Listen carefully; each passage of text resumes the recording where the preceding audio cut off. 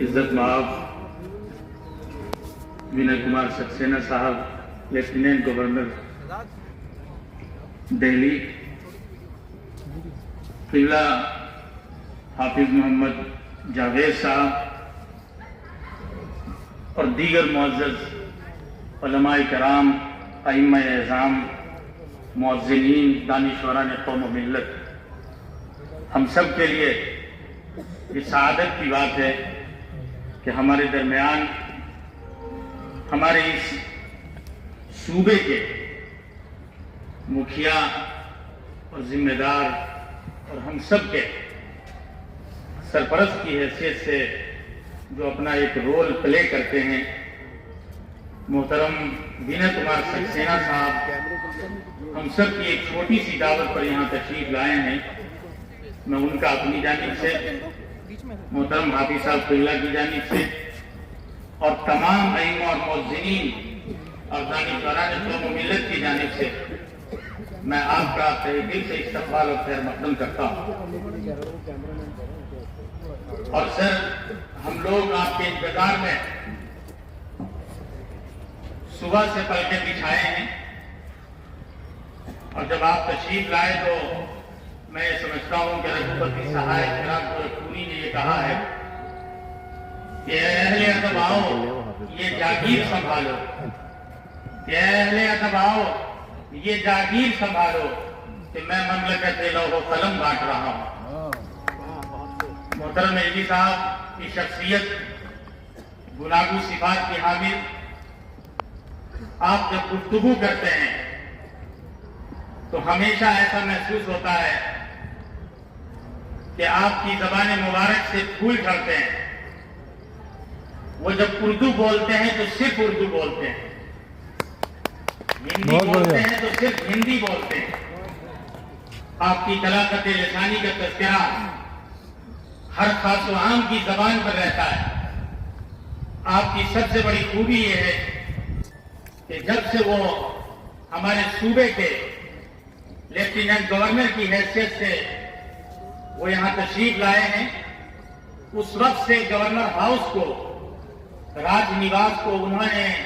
ہر خاص و عام کے لیے کھول دیا ہے۔ ورنہ میں یہ کہتا ہوں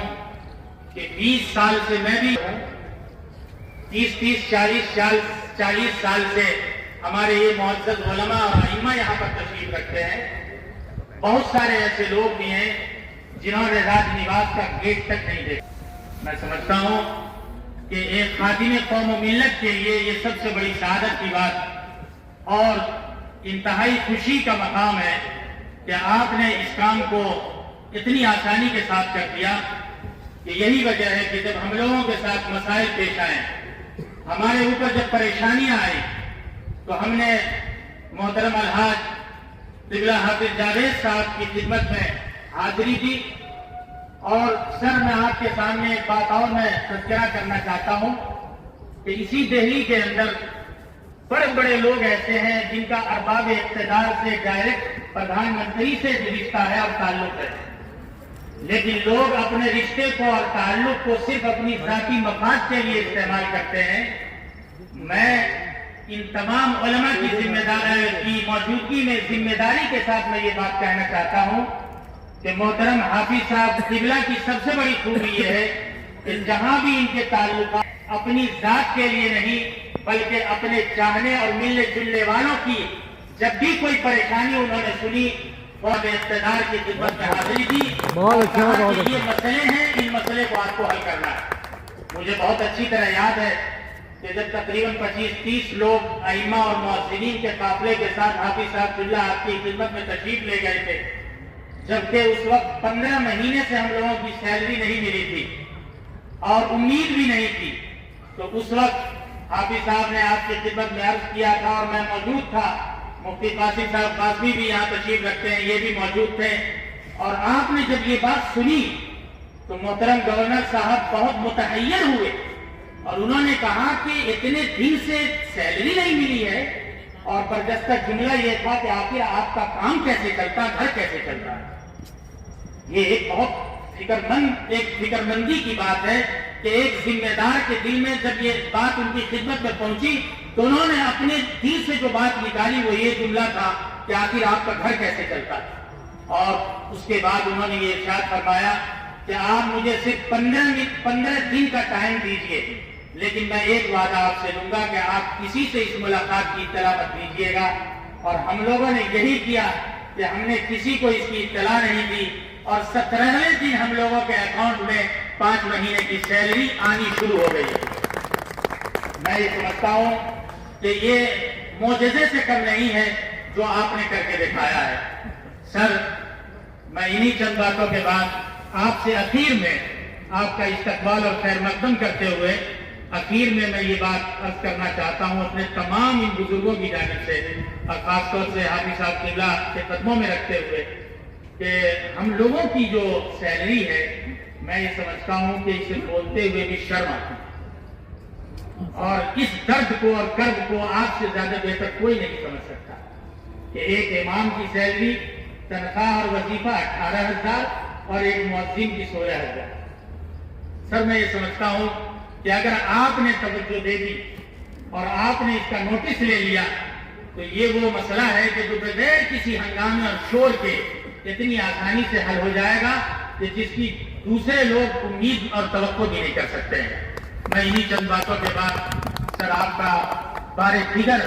استقبال اور خیر مقدم کرتا ہوں اس تاریخی جامع مسجد کے صحن میں، اور ہم لوگ اگر چاہتے تو آپ کا یہ پروگرام دلی کے کسی بڑے ہال میں بھی کرا سکتے تھے، لیکن ہم نے یہ کہا کہ یہ پروگرام، ہم لوگ خانہ خدا کی خدمت کرنے والے لوگ ہیں، لہذا یہ پروگرام بھی اللہ کے گھر کے سائے میں ہونا چاہیے، لہذا اللہ کے گھر کے اندر جو آتا ہے وہ اللہ کا مہمان ہوتا ہے۔ میں سر آپ کا استقبال اور خیر مقدم کرتا ہوں اس امید کے ساتھ کہ جب بھی آپ ہمیں کوئی بھی کام اور حکم دیں گے ہم سب لوگ اسی طریقے سے کریں گے جس طریقے سے اس سے پہلے کیا ہے۔ آپ نے جمنا کی صفائی کی مہم چھیڑی،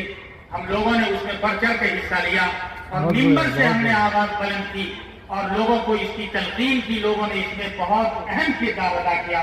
جس کی پوری رپورٹ آپ کی خدمت تک جا چکی ہے۔ اسی طریقے سے دلی کی صفائی کی بات ہوئی تو اس میں بھی ہم لوگوں نے بڑھ چڑھ کر حصہ لیا اور اپنے تمام مقتدیین کو اس کی جانب متوجہ کرایا۔ انہی چند باتوں کے بعد میں حافظ صاحب قبلہ کا